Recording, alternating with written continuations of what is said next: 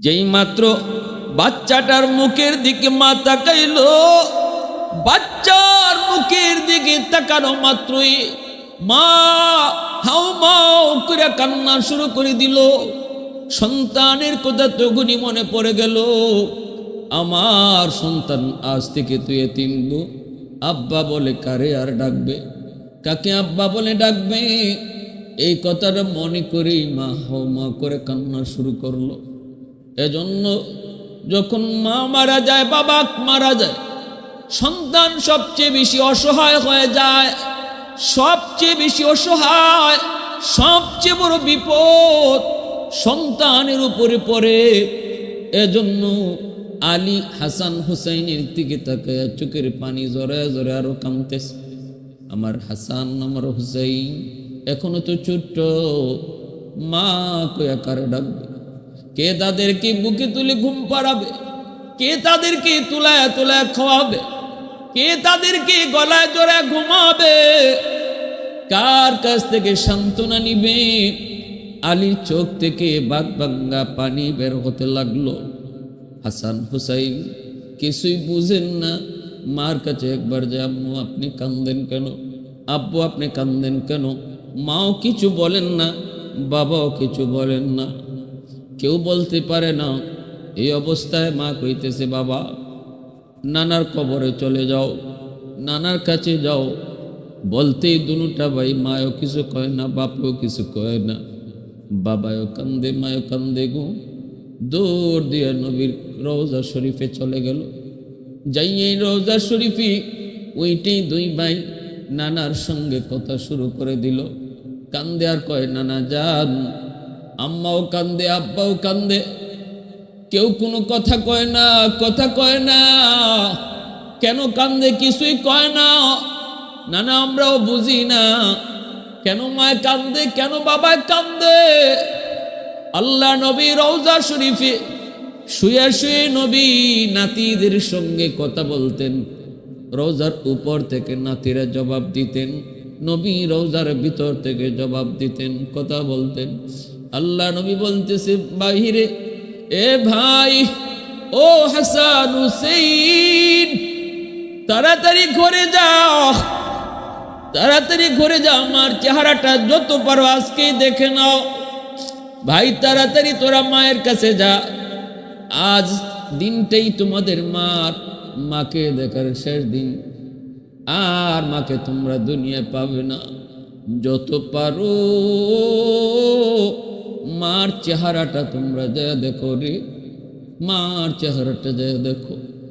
এই জমিনে যেই সন্তান বাপ মার চেহারার দিকে মায়ার নজরে তাকায়া বাপ মারে খুশি রাখছে, রসুল কয় মা মিন ওয়ালাদিন ইয়ানজুরু ইলা ওয়ালিদাইহি নাজরা রাহমাতিন ইল্লা কাতাবাল্লাহু লাহু বিকুল্লি নাজরাতিন হাজ্জাতাম মাবরুরা। নবীজি বলছেন, কোন সন্তান যখন বাপ মার চেহারার দিকে যত বেশি তাকায়, আল্লাহ ততবার আমল নামায় কবুল হজের সওয়াব উঠে দেয়। তিনি জান্নাত। সাথে সাথে স্বামীকে নিয়ে হাত ধরে বসে পড়লেন।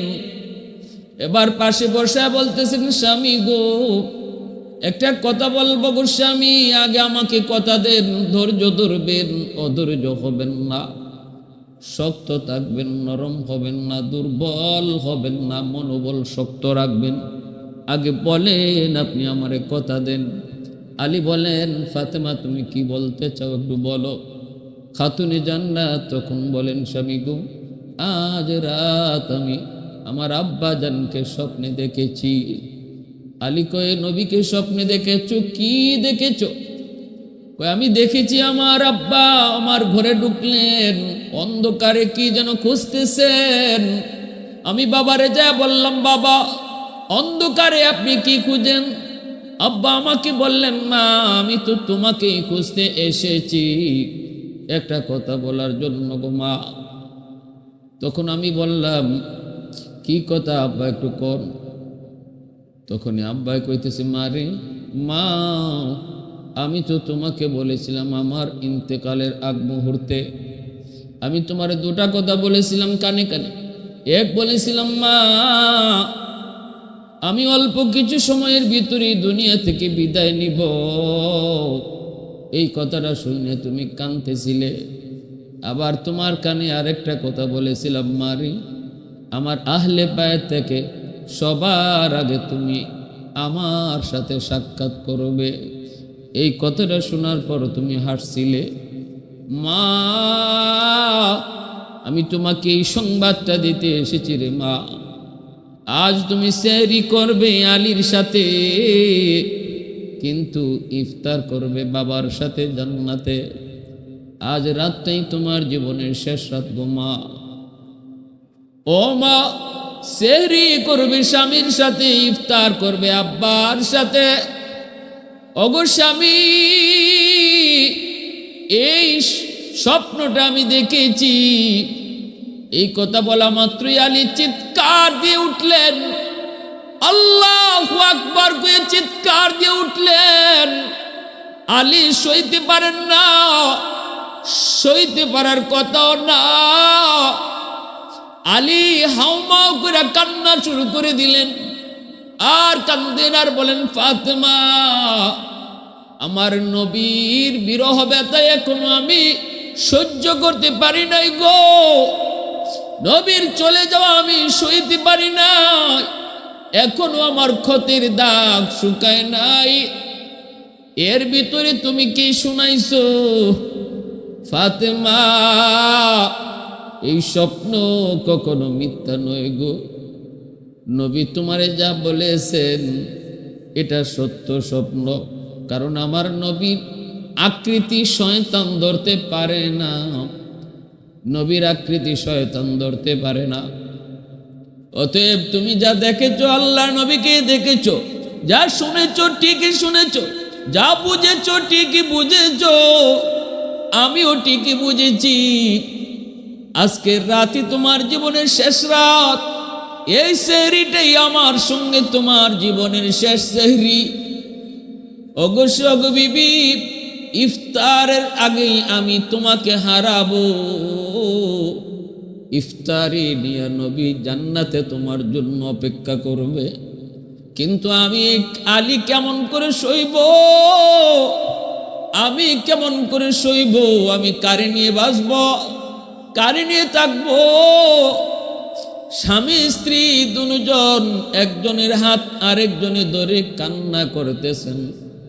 খাতুনে জান্নাত স্বামীকে সান্ত্বনা দিচ্ছে, স্বামী গো, আগেই তোমাকে বলেছি তুমি শক্ত থাকতে হবে, তুমি দুর্বল হবে না। তোমার কাছ থেকে আমি কথা নিয়েছি, কেন তুমি ভেঙ্গে পড়েছ? এই দুনিয়া থাকার জায়গা নয় গো স্বামী। আজ আমি কাল তুমি। দুনিয়ায় যার আশা আছে তার যাওয়া আছে, দুনিয়ায় যার জন্ম আছে তার মৃত্যু আছে, যার শুরু আছে তার শেষ আছে গো। একমাত্র শুরু নাই, শেষ নাই, একমাত্র জন্ম নাই, মৃত্যু নাই, তিনি আমার আপনার খালিক আর মালিক আল্লাহ। আর যত মাখলুক সবার শুরু আছে তাই শেষও আছে। কুল্লু নাফসিন যায়িকাতুল মাউত। আল্লাহ বলেছেন সমস্ত প্রাণীকে মৌতের স্বাদ গ্রহণ করাই লাগবে। আজ আমি কাল তুমি, আমরা একই পথের পথিক। আজ বাবা কাল ছেলে, আজ না দাদা কাল নাতি। দুনিয়া আসার সময় সিরিয়াল মেনটেন হয়, কিন্তু যাবার সময় কোনো সিরিয়াল মেনটেন হয় না। বাবা আগে আসে, ছেলে পরে আসে, কিন্তু যাবার সময় বাবার আগে ছেলে চলে যায়, দাদার আগে নাতিও চলে যায়। কেউ জানে না, কেউ জানে না, কেউ জানে না। রে যুবক, ঘরের ভিতরে মৌত হবে নাকি তোমার বাহিরে মৌত হবে? ঘরের ভিতরে হবে নাকি তোমার বাসের মধ্যে হবে? অফিসে হবে নাকি দোকানে হবে? কেউ জানে না। মাটির উপরে হবে না পানির উপরে হবে? শূন্যের উপরে বাতাসে হবে নাকি মাটিতে হবে? কেউ জানে না। জানেন শুধু একমাত্র আল্লাহ। খাতুনে জান্নাত স্বামীকে সান্ত্বনা দেয়, স্বামী গো একটু ধৈর্য ধরো গো। মৌতের সংবাদ শোনা মাত্রই তো আমরা দোয়া পড়ি, ইন্না লিল্লাহি ওয়া ইন্না ইলাইহি রাজিউন। আমরা সবাই আল্লাহর জন্য, সবাই আমরা একই পথের পথিক। আমরা মৌতের সংবাদ শুনি না, তারে বলতেছি বাইরে তুমি যে পথের যাত্রী, আমিও একই পথের যাত্রী। আজ তুমি, কাল আমি, তোমার পিছনে পিছনে আমি আসতেছি। স্বামী গো, এই দুনিয়ায় কেউ টাকার জন্য আসে নাই, টাকার চাইলেও থাকতে পারবে না, চেষ্টা করলেও টাকার সুযোগ নাই। আল্লাহ মানে না যে তারও মৌত মানতে হয়। নাস্তিক যে কয় আল্লাহ নাই, দেয়ার ইজ নো গড, সেও বলতে বাধ্য ম্যান ইজ মর্টাল, মানুষ মরণশীল। মরণকে অস্বীকার করার কেউ নাই গো স্বামী। অধৈর্য হইও না, অধৈর্য হইও না। একই পথের প্রতীক আমরা। স্বামীকে যতই সান্ত্বনা দেয়, কথাগুলি আলী তো আগে থেকেই জানেন, কিন্তু মনে হচ্ছিল যেন ফাতেমার মুখ থেকে আলী প্রথম কথাগুলি শুনতেছেন। জ্ঞান শূন্য হয়ে গেলেন। স্বামীকে দইরা স্ত্রী কান্দেন, স্ত্রীকে দইরা স্বামী কান্দেন। এই অবস্থায় পাশেই খেলার মাঠে ছিল হাসান হুসাইন, ছোট্ট দুই ভাই, নবীজির নাতি আলী ফাতেমার ছেলে হাসান হুসাইন। ঘরের ভিতরে বাপমার কান্না শুনে তারা ঢুকলেন। ঢুকে দেখেন বাবাও কান্দে, মায়ও কান্দে। হাসান হুসাইন ডাক দিয়ে কয়, আব্বা আপনি কান্দেন কেন? মা আপনি কান্দেন কেন? মাও কোনো কথা কয় না, বাবাও কোনো কথা কয় না, বরং ছেলে দুইটাকে দেইকা বাপমার কান্না আরো বেড়ে গেছে, তাদের দরদ আরো বেড়ে গেছে। আলী তো চোখের পানি ফেলে হাসান আর হুসাইনকে চুমু খায়, কিন্তু কথা বলতে পারে না। মনে মনে কয়, ফাতেমা আমার একা ফালায়া তুমি কই যাইবা? আমার হাসান হুসাইনকে নিয়ে আমি আলী কেমনে থাকবো গো? আমার হাসান হুসাইন মা কুয়া কারে ডাকবে? এ আল্লাহর গোলাম, এক যুদ্ধার কাহিনী শুনেছি, আমি নিজে বইয়েতে পড়েছি। স্বামী মারা যাওয়ার পর, স্বামী ছিল যোদ্ধা, যুদ্ধের ময়দানে স্বামী মারা যাওয়ার পর এই লাশটা যখন স্ত্রীর সামনে আনা হয়, স্ত্রী স্বামীর লাশ দেইকা পাথরের মতো হয়ে গেছে, কথা বন্ধ, কথা নাই, আওয়াজ নাই, কান্নাও নাই, যেন একটা পাথর, যেন একটা মূর্তি দাঁড়ায় আছে। এমন ভাবে স্বামীর মৃত্যু তারা হিট করেছে, চোখ দিয়া পানি আসে না, কথা বন্ধ। সাথে সাথে হইচই পড়ে গেল, স্বামীর সাথে স্ত্রীও এখন মারা যাবে কিনা। ডাক্তার আনা হলো, ডাক্তার পরীক্ষা করে কয়, এই মহিলারে দ্রুত তার চোখ দিয়া পানি বের করাইতে হবে। যদি তার চোখ দিয়া পানি বের করানো না হয়, তাহলে মহিলাটাকে বাঁচানো কষ্টকর হবে, মহিলাকেও বাঁচানো সম্ভব হবে না। কেমনে মহিলার কান্না করায়, স্বামীর চেহারা দেখানো হয়, কাফনের কাপড় সরায় আর স্বামীর চেহারা দেখানো হয়, স্বামীর কাছে এনে বসানো হয়। দুপলক নয়নে স্বামীকে দেখতেছে, কিন্তু চোখ দিয়া পানি আসে না, নির্বাক পাথর পাথর। ওই অবস্থায় একজন মহিলায় কয়, রাখো আমি একটা ব্যবস্থা করি, আমার মনে হয় আমার উদ্যোগটা কাম হবে। এই বইলাই তার একটা দুধের বাচ্চা ছিল, ওই বাচ্চাটাকে আইনা মার কুলে দিয়ে দিছি। যেই মাত্র বাচ্চাটার মুখের দিকে মা তাকাইল, বাচ্চার মুখের দিকে তাকানো মাত্রই মা হাউ মাউ করে কান্না শুরু করে দিল। সন্তানের কথা তখনই মনে পড়ে গেল, আমার সন্তান আজ থেকে তুই এতিম গো। আব্বা বলে কারে আর ডাকবে, কাকে আব্বা বলে ডাকবে? এই কথাটা মনে করেই মা হাউ মাউ করে কান্না শুরু করলো। এজন্য যখন মা মারা যায়, বাবা মারা যায়, সন্তান সবচেয়ে বেশি অসহায় হয়ে যায়, সবচেয়ে বেশি অসহায়, সবচেয়ে বড় বিপদ সন্তানের উপরে পড়ে। এজন্য আলী হাসান হুসাইনের দিকে তাকায় চোখের পানি জড়ায় জড়ায় আরো কাঁদতেছে। আমার হাসান, আমার হুসাইন এখনো তো ছোট্ট, মা কয়া কারে ডাকবে? কে তাদেরকে বুকে তুলে ঘুম পাড়াবে? কে তাদেরকে তুলায় তুলায় খাওয়াবে? কে তাদেরকে গলায় জড়ায় ঘুমাবে? কার কাছ থেকে সান্ত্বনা নিবে? আলীর চোখ থেকে বাগবাঙ্গা পানি বের হতে লাগলো। হাসান হুসাইন কিছুই বুঝেন না। মার কাছে একবার যে, আম্মু আপনি কান্দেন কেন? আব্বু আপনি কান্দেন কেন? মাও কিছু বলেন না, বাবাও কিছু বলেন না, কেউ বলতে পারে না। এই অবস্থায় মা কইতেছে, বাবা নানার কবরে চলে যাও, নানার কাছে যাও। বলতেই দুটা ভাই, মায়ও কিছু কয় না, বাপও কিছু কয় না, বাবাও কান্দে মায়ও কান্দে গো। দৌড় দিয়ে নবীর রওজা শরীফে চলে গেল। যাইয়ে রওজা শরীফে ওইটাই দুই ভাই নানার সঙ্গে কথা শুরু করে দিল।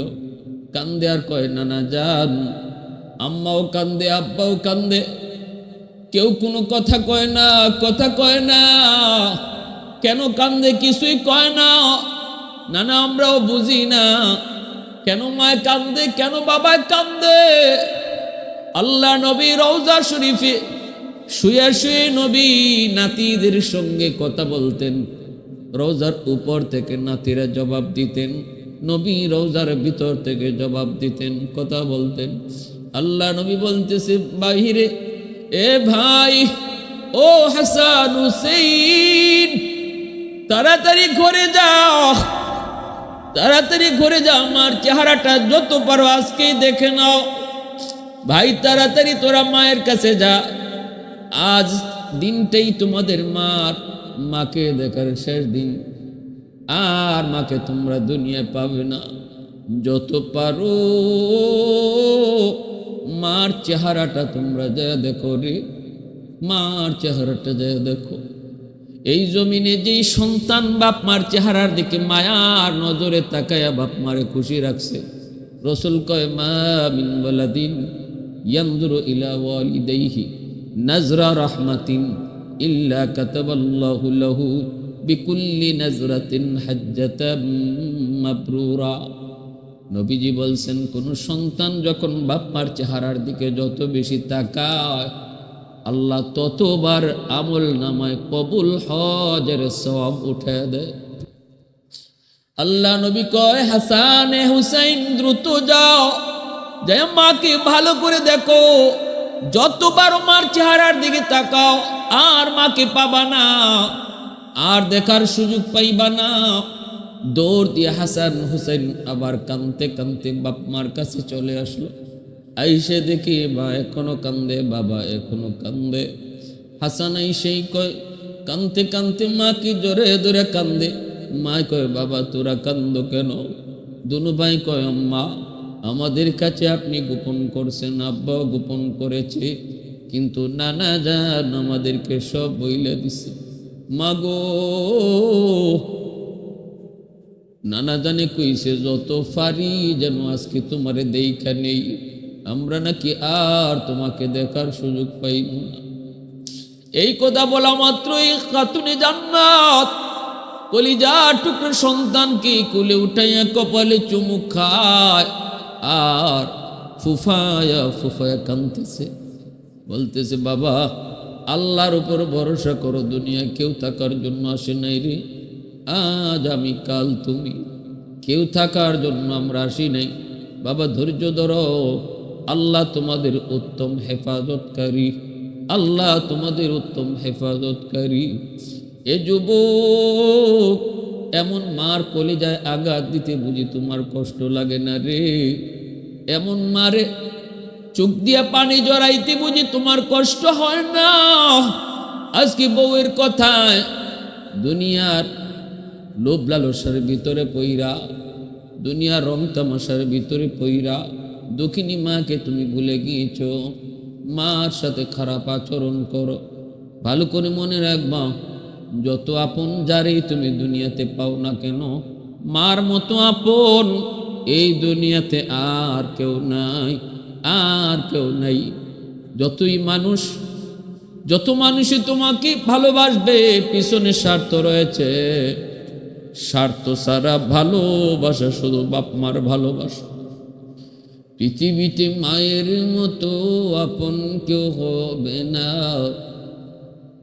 পৃথিবীতে মায়ের মতো আপন কেউ হবে না তোমরা কোনো দিনও, মায়েরই মনেতে কষ্ট দিও না তোমরা কোনো দিনও, মায়েরই মনেতে কষ্ট দিও না। কত পাপী এমন আছে মাকে কষ্ট দেয়, মায়ের মনে কষ্ট দিয়ে অভিশাপ নেয়। কত পাপী এমন আছে মাকে কষ্ট দেয়, মায়ের মনে কষ্ট দিয়ে অভিশাপ নেয়। মায়ের মনে কষ্ট দিলে খোদা যে সহে না, মায়ের মনে কষ্ট দিলে খোদা যে সহে না তোমরা কোনো দিনও, মায়েরই মনেতে কষ্ট দিও না তোমরা কোনো দিনও, মায়েরই মনেতে কষ্ট দিও না। পৃথিবীতে মায়ের মতো আপন কেউ হবে না, পৃথিবীতে মায়েরই মতো আপন কেউ হবে না তোমরা কোনো দিনও, মায়েরই মনেতে কষ্ট দিও না। হাসান কান্দে, হুসাইন কান্দে, আলী কান্দে, ফাতেমা কান্দে, কান্নার রুল। স্বামী স্ত্রী কান্দে, সন্তান কান্দে। এই অবস্থায় খাতুনে জান্নাতের জ্বর বাড়তে শুরু হলো, শরীর কাঁপা শুরু হয়ে গেল। কাঁপতেছে কাঁপতেছে বিছানায় শুয়ে পড়লেন। আলী বিছানায় শোয়া দিলেন। হাসান হুসাইন মার পাশে বসে আছে, চোখ থেকে দর দর করে পানি পড়ে। হাসান কান্দে আর কয়, হুসাইন কান্দে আর কয়, মাগো ও মা, নানা যতদিন দুনিয়ায় ছিলেন যখনই আমরা কষ্ট পেতাম নানার কাছে গিয়ে সান্ত্বনা নিতাম। নানার কাছে গেলে পরে পেটের ক্ষুধার কথা মনে থাকতো না গো। সেই নানা যান চলে যাওয়ার পর যার কাছ থেকে সান্ত্বনা নিতাম, আনন্দ পেতাম, গল্প বলতাম, তুমি ছিলে আমাদের মা। মা আমরা দুই বাইরে কার হাতে রেখে যাইতেছি? ফাতেমা আলীর হাত ধইরা কই, স্বামী গো, ও স্বামী কথা দাও, আমার দুনিয়া থেকে বিদায়ের পর আমার হাসান হুসাইনকে তুমি সব সময় আলগে রাখবা। আমি মা যে দুনিয়াতে নাই এই অভাবটুকু তাদেরকে বুঝতে দিবা না। মার আদর বাবার আদর যেন দোনোটাই তোমার কাছ থেকে পায় গো স্বামী।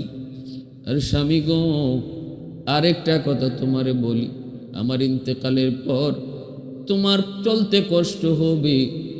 আমি বলে গেলাম, ওসিয়ত করে গেলাম, আমার ইন্তেকালের পর আপনি বিবাহ করে নিয়েন। জানি আমার জায়গায় আপনি কাউরে বসাইতে চাইবেন না, কিন্তু স্বামী গো, আমার হাসান হুসাইনের দিকে তাকাইয়া আপনি আরেকটা বিবাহ করে নিয়েন গো স্বামী। আমি এই কথা না বলে গেলে আমার মন বলে আপনি কাউকে আর বিয়ে করবেন না, আর আপনি কাউকে আমার জায়গায় আনবেন না, কিন্তু আমি আপনাকে ওসিয়ত করে গেলাম আমার ইন্তেকালের পর আপনি একটা বিবাহ করবেন।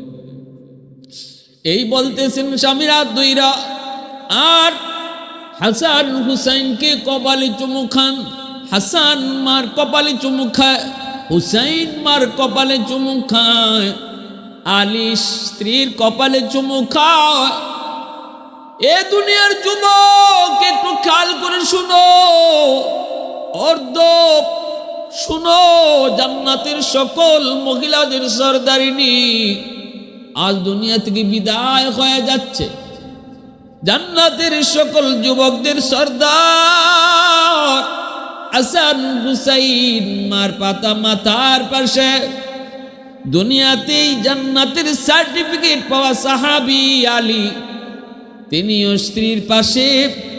এই অবস্থায় নবীজির কলিজার টুকরা মেয়ে খাতুনে জান্নাত যার ব্যাপারে নবীজি বলেছেন, ফাতিমা তু বিদআতুম মিন্নি, ফাতেমা আমার কলিজার টুকরা, ফাতেমা আমার কলিজার টুকরা আজ দুনিয়া থেকে বিদায় নিতেছেন। নবীজির স্বপ্ন যুগে আগের রাতেই ইশারা দিয়ে দিছেন, সেহরি খাবেন দুনিয়ায় কিন্তু ইফতার করবেন গিয়ে জান্নাতে। ভাইরা বন্ধুরা, খাতুনে জান্নাত স্বামীকে হাত ধরে কই, স্বামী ও স্বামী, আমার অনুরোধ আপনি আমার কথাগুলো রাখবেন, কিছু দাবি করব গো স্বামী, আপনি আমার দাবিটুকু রাখবেন। কি দাবি গো ফাতেমা? দুনিয়াতে জীবিত থাকতে কোনোদিন কোনো কিছু দাবি করো নাই, আজ এমন কি দাবি তুমি করবা? ঠিক আছে, তোমার যা মন চায় তুমি দাবি করো, জান যাবে তবুও তোমার দাবি পূরণ করার চেষ্টা করব। দুনিয়াতে তো কোনোদিন আমাকে কোনো কষ্ট দেও নাই, আমার কাছে কোনো আবদারও তুমি এমন করো নাই যে আবদারটা আমি পারবো না, এমন কোনো আবদারে তুমি আমার কাছে করো নাই। নিজের থেকে কোনোদিন কিছু চাও নাই। ঘরের কাম করে করে আমার অভাবের সংসার, এই অভাবের সংসারে সবগুলি কাজ একা ডিল করার কারণে তোমার হাতের চামড়াগুলো উঠে গিয়েছিল। আলী একদিন বলতেছে, ফাতেমা এইভাবে ঘরের কাম করো, এমনকি গম পিসা থেকে নিয়া, আটা বানানো থেকে নিয়া, ঘরের সব কাজ কাপড় চোপড় থেকে নিয়া, একা দুজাহানের বাদশার মেয়ে, জান্নাতের মহিলাদের সরদারিনী তিনি একা কামগুলি করতেন। আলী একদিন মায়া করে বলতেছেন, ফাতেমা যাও না নবীর কাছে যায়, একটা খাদেম খুদ্দামনি পাওয়া যায়, অনেক যুদ্ধের ময়দান থেকে অনেক গোলাম নবীর কাছে আসে, দেখো যায় কোনো একজন খাদেম নবী তোমারে দেয় কিনা, তোমার বড় কষ্ট হয়। এই কথা শুনি খাতুনে জান্নাত তিনি নবীর বাড়িতে যাইতেছেন। আলী রাদিয়াল্লাহু তাআলা আনহু তিনিও পিছনে পিছনে রওনা দিয়েছেন। তখন ছিল রাত। আলী পিছনে পিছনে যায়, ফাতেমা টের পান নাই। নবীজির বাড়ির পাশে যায় খাতুনে জান্নাত বাবার ঘরে ঢুকলেন, ডুইকায় তিনি দরজাটা লাগায় ফেললেন। বাহিরে আলী দাঁড়ায় দাঁড়ায় কথাগুলা মন দিয়ে শুনতেছে। খাতুনে জান্নাত ভিতরে ডুইকেই বলতেছে, আব্বা যান, সালাম দিয়ে বলতেছে, আব্বা যান। নবী কয়, ফাতেমা হঠাৎ করে আমার ঘরে কারণ কি? আল্লাহর নবীর কাছে যাইয়াই দু জাহানের বাদশার কলিজার টুকরা মেয়ে ডাক দিয়া বলতেছেন, আব্বা যান একটু বাতিটা কাছে আনেন। কাছেটা আনার পর তিনি হাতটা এইভাবে নবীর সামনে দেখাইছেন। নবীজি দেখেন গো, হাতের তালু আছে কিন্তু চামড়া নাই, যেন একটা লাল গোশতের টুকরা হাতের মধ্যে টুসা ভরে আছে। আল্লাহ নবী দৃশ্যটা দেখা মাত্রই নবীজির দুধ নয়ন দিয়ে অশ্রু ঝরতে লাগলো। নবীজি কান্দেন আর বলেন, মালিক, ও মালিক, তুমি একটু দেখো আমার কলিজার টুকরার অবস্থাটা কি। আল্লাহ কত কোটিপতির ছেলে, শিল্পপতির ছেলে, সম্পদের মালিক আমার ফাতেমাকে বিয়ে করার জন্য প্রস্তাব দিয়েছিল, আমি কারো কাছে বিয়ে দেই নাই। আল্লাহ আমার মেয়ে তো সুন্দর কন্যা। আল্লাহ নবী কই জানুনি আমার ফাতেমা কত সুন্দর। নবী খাতুনে জান্নাতের সৌন্দর্যের প্রশংসা করে নবী বলেন, আমার ফাতেমা সৌন্দর্য দেইকা জান্নাতের হুররা পর্যন্ত ঈর্ষা করবে, এতটা সুন্দর ছিলেন খাতুনে জান্নাত।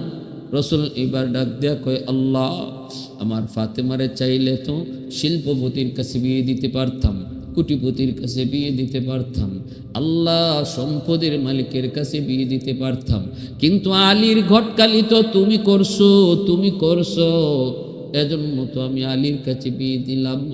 আল্লাহ আল্লাহ এখন দেখো আমার ফাতেমার অবস্থা কি। এই কথা বলা মাত্রই খাতুনে জান্নাত আর নবীর ঘরে তাকলেন না, চট করে দরজা খুলে চলে যাইতেছেন। নবী ডাক দেয়া কয়, ফাতেমা রাগ করছো কেন? আমি তো তোমার বিরুদ্ধে কিছু বলি নাই। খাতুনে জান্নাত কই, বাবা গো আপনি আমার বিরুদ্ধে বলেন নাই, কিন্তু আমার স্বামীর বিরুদ্ধে কথাগুলা চলে গেছে গো বাবা।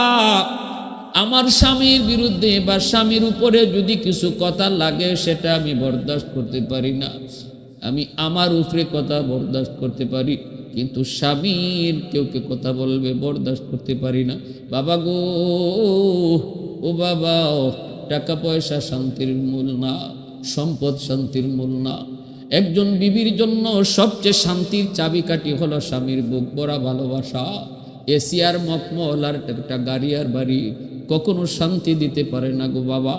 ও বাবা, আমি আলীর ঘরে 3 বেলা খাইতে পারি না, এটা ঠিক, এটা ঠিক। আমি কাম করি, হাতে টুসা পড়ে গেছে, 3 বেলার ভিতরে 3 বেলাই কম খাই, কখনো খাইতে পারি না।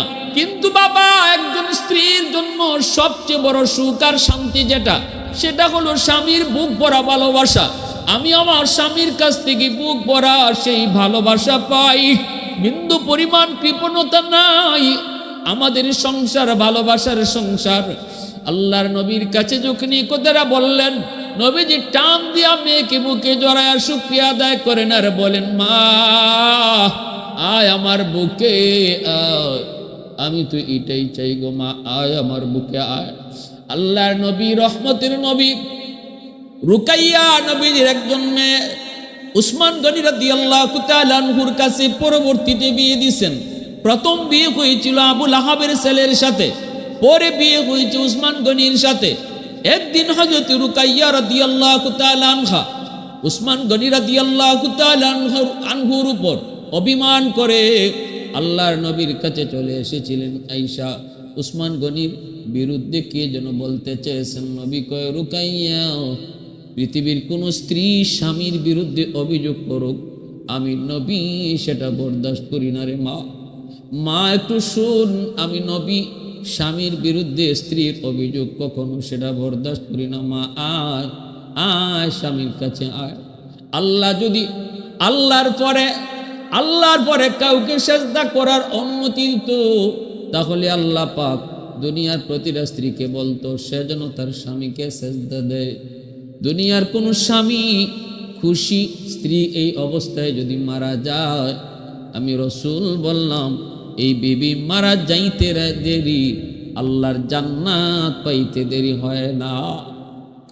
শাফিঈ রুজে জাযা খতিবে আম্বিয়া, শাফিঈ রুজে জাযা খতিবে আম্বিয়া, সাহেবে হাউজ লিওয়া জিল্লে খুদা রুজে আতীদ, সাহেবে আসরার উনা মুসে আকবর বরমলা, ইলমে উ আজ আউয়ালিনো আখিরি अंदर मजीद, रहमतुल्लिल आलमी खंदश खुदावंद करीम, खल्को खुल्को कौलो फैलो हदियो सिनते ओ हमीद, खल्को खुल्को कौलो फैलो हदियो सिनते ओ हमीद।